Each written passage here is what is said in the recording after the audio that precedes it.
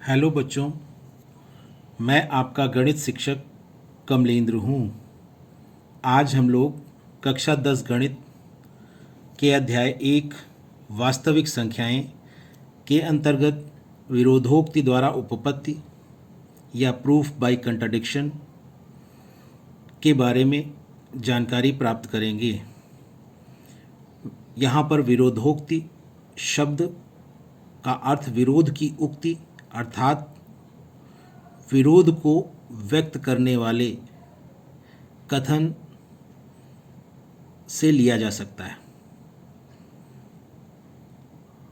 यदि हम किसी गणितीय कथन P को सत्य सिद्ध करने के लिए विरोधोक्ति द्वारा उपपत्ति या प्रूफ बाय कंट्राडिक्शन विधि का चयन करते हैं, तो ऐसी स्थिति में हम दिए गए गणितीय कथन P के विपरीत कथन को सत्य मान लेते हैं और इसके पश्चात ज्ञात गणितीय कथनों और परिणामों के आधार पर आगे बढ़ते हैं और तब तक बढ़ते जाते हैं जब तक कि किसी असत्य कथन तक नहीं पहुंच जाते हैं। जब हम किसी असत्य कथन तक पहुंचते हैं तो यह असत्य कथन किसी न किसी सत्य कथन का विरोध करता है, अर्थात हमें यह असत्य कथन सत्य कथन के विरोध का आभास कराता है या सत्य कथन के विरोध का आभास उत्पन्न करता है। और इस असत्य कथन का विरोधाभास ही हमें यह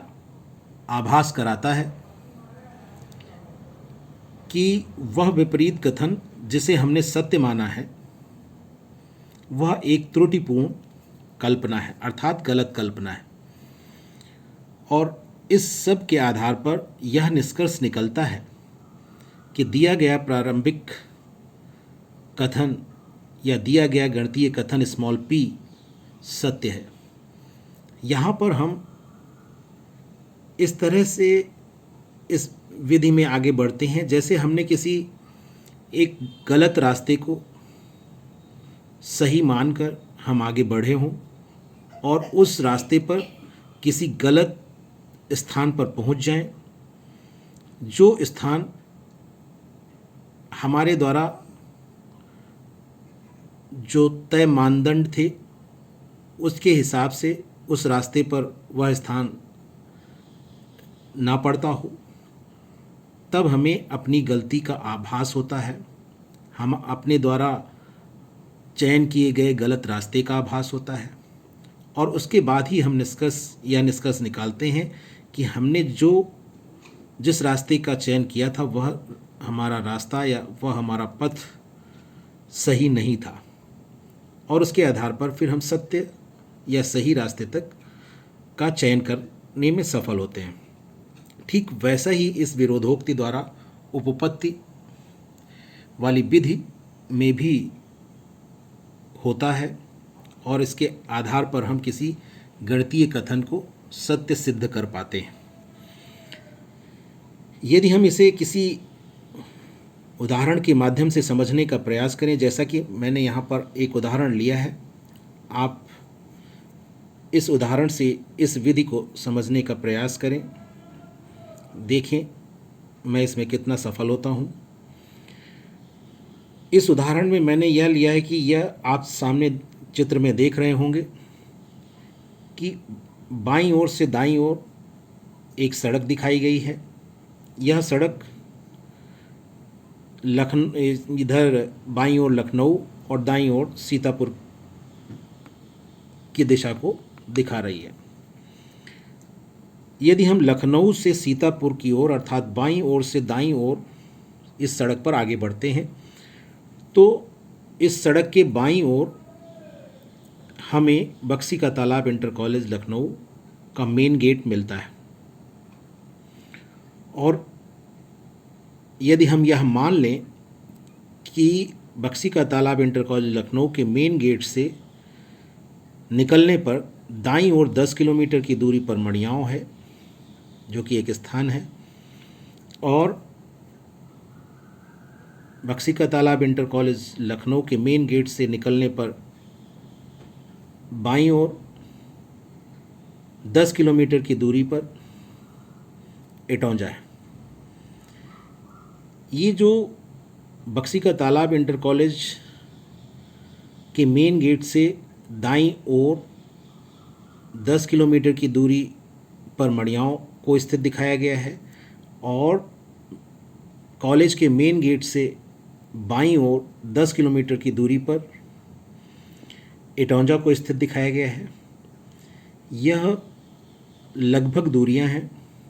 वास्तविक दूरियां नहीं हैं। तो अब इस स्थिति में यदि हम एक सत्य कथन लें, और वह सत्य कथन इस प्रकार हो कि बक्सी का तालाब इंटर कॉलेज लखनऊ के मेन गेट से निकलने पर दाईं ओर 10 किलोमीटर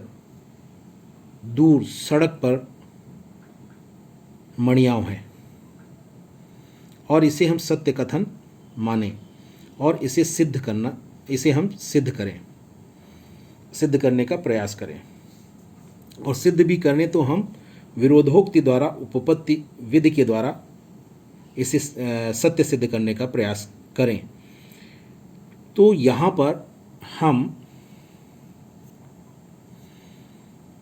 जो सत्य कथन हमें दिया गया है उसके विपरीत कथन हम ले लें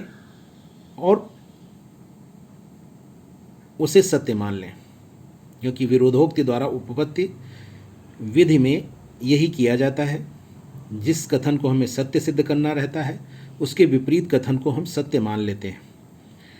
तो यहाँ पर यदि हम इसका विपरीत कथन इस प्रकार लें कि बक्सी का तालाब इंटर कॉलेज लखनऊ के मेन गेट से निकलने पर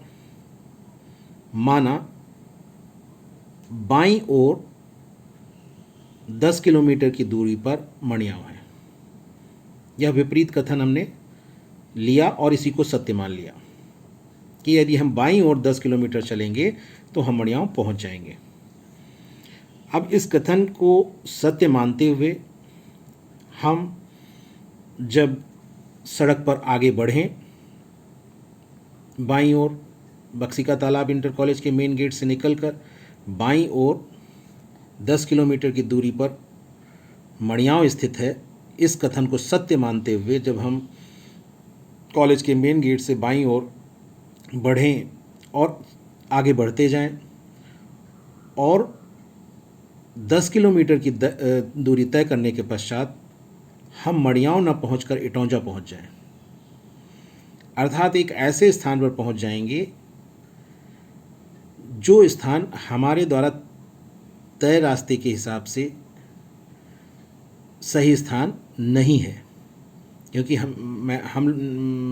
हमने यह माना था कि कॉलेज के मेन गेट से बाईं ओर 10 किलोमीटर की दूरी पर मणियाव स्थित है। हमने इस विपरीत कथन को सत्य मान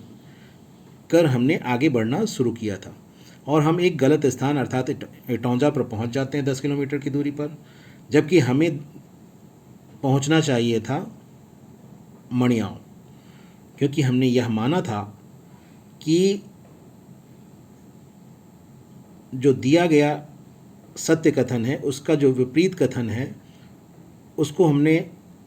सत्य माना और उसके आधार पर हम एक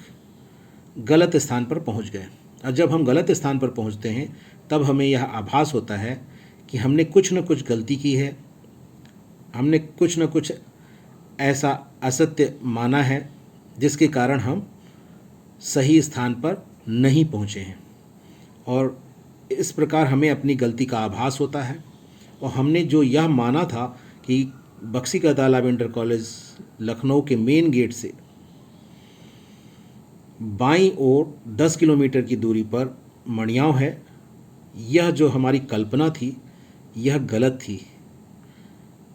और जब यह कल्पना हमारी गलत सिद्ध हो जाती है तब हम इससे यह निष्कर्ष निकालते हैं